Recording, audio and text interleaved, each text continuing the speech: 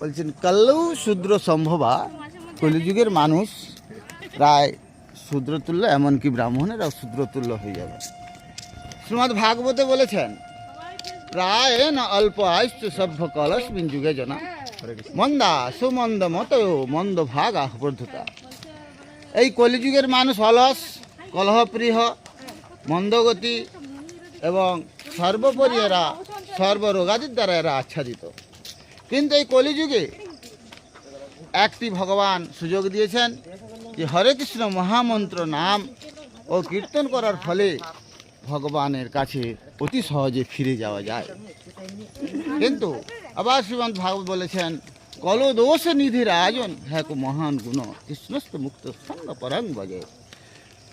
এই কলিযুগ হচ্ছে পাপের নিধি, পাপের পাহাড়, কিন্তু মহাপ্রভু হরে কৃষ্ণ মহামন্ত্র নাম এবং কীর্তন করার ফলে খুব সহজেই ভগবানকে লাভ করা যায়। জয় জয় শ্রী রাধেশ্বর।